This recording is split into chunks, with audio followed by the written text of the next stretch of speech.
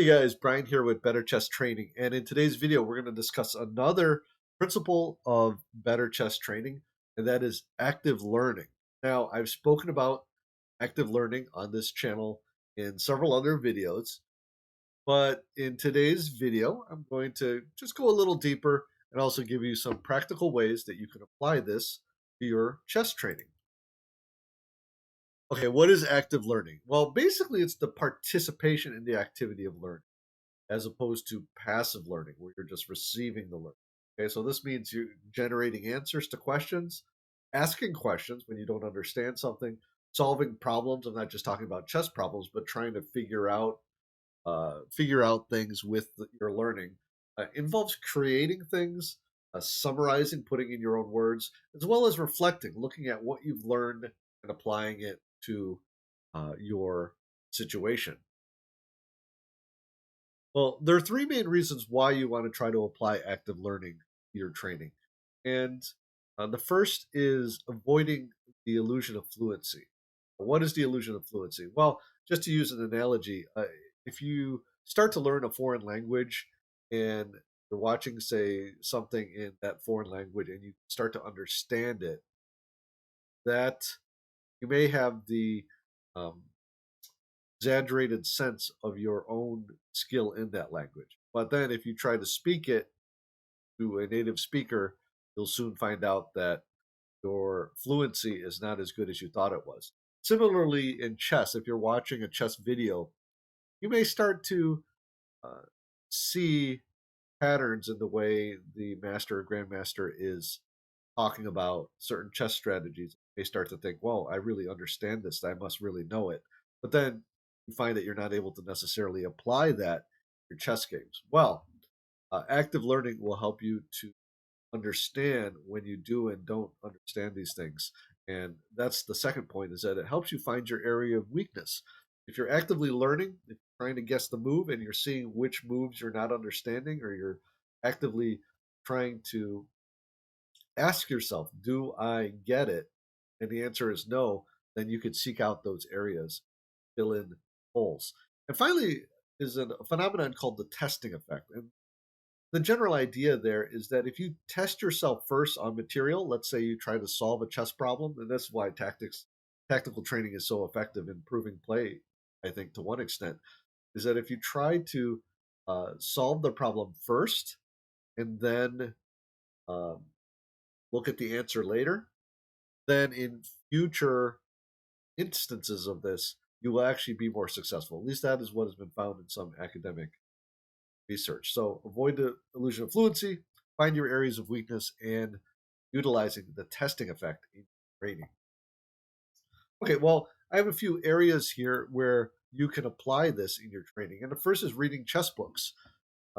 First, and you know I like to do this, I do this on my stream often, is try to guess the move without looking at the answer. I also call this solitary chess, and I have a couple videos about that here on the channel. Check for understanding. So if you read something, think to yourself, do I really get this? And if you don't, maybe analyze it a little, try to understand it even further. Playing out alternate variations. Don't always take the what the author says at face value. Maybe try to say, well, what if I did this, or what if I did this? Actually, a friend of mine found a couple mistakes in a very well-known chess book. I won't go into too much detail, but basically it's because he was asking questions. He said, well, wait, doesn't this work? And then he found out it did, and the author didn't even mention it. And it shows that he was actively trying to understand it. Okay, and then of course trying to apply in your own play. So let's say you learn about a positional concept like outpost. Well, in your games, you now should try to actively look for opportunities to use outposts. And there, sometimes you'll make mistakes, and that's even more information for you. That's even more learning, understanding when it works and when it doesn't work. Okay, when you're analyzing your own games, a couple simple ways to make your training more active. First, try to analyze your games without the engine. I see so many times, and I do this too sometimes. I just want to pop that engine on, and as soon as that engine goes on, as another friend of mine says, when the engine goes on, my brain goes off. And so, uh, you want to make sure you are at least trying to think about it yourself first. Now, when you do have the engine on, again, don't just take their moves at face value. Of course, these engines are very strong, so a lot of times moves that they show are right, but try to understand why into suggesting a move. Maybe push the analysis a little further. Don't just say to yourself, okay, A3 is the best move on. And then finally, annotate the games in your own words. Try to write down the why and the what of what's happening on the chessboard in your own words. Okay, instead of just saying, and white is better, say, well, white's better because he has more space in the center and his pieces are better placed, for example. Or I'm up a queen. Okay, so try to annotate your games in your and problem solving. Make sure you understand why. So this is now if you're doing tactics problems or positional problems or game stuff. Make sure you understand why, the why of the solution. Okay, play out positions of interest. So what I'll do sometimes is sometimes there's some material imbalances. For example, winning two minor pieces for a rook. Now, technically, a lot of times that's better for the person who wins the two minor pieces. So, but you might want to play it out against a friend or maybe a chess engine to see some of the nuances, why that is advantageous. Of course, this takes time, but if you want to get better at chess, you have to invest that time. Finally, analyze without the engine. So after you see a chess solution, let's say you don't fully understand it, try to analyze it a little bit, try to move the pieces around, see if you could get a little piece of understanding before you turn the engine on to see if the engine tries to explain it. That would go. Um, I would say this also goes with working with a coach. Try to figure it out yourself, then ask your coach, and the answers he gives you will be more insightful than if you had just asked him without trying to figure it out yourself. Finally, watching chess videos. We all love to watch chess videos, right? Uh, some tips to make it more active. Occasionally pause and try to guess the move.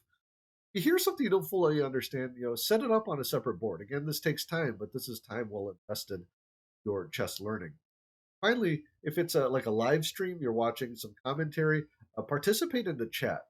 Listen to what the other viewers are saying. Try to answer questions, and sometimes you'll get something wrong, and someone will say no because of this. That's not the right answer. And again, every time that happens, you're learning a little bit more, getting better. Okay, just to finish up here, I have a question for you, which you can answer in the comments. What part of your chess training you make more active than it currently is? I know a lot of you know about active learning. You're already applying this to your training, but is there an area where you can make it even more active? And before I close out, I would love to invite you to check out my Twitch stream. Right now, it's Tuesdays, 10 a.m. Eastern, and uh, currently, I am studying the Magnus Touch on Chessable. Thank you for watching today. I hope you got something out of it. Let me know in the comments. Like this video if you enjoyed it, and I will see you soon.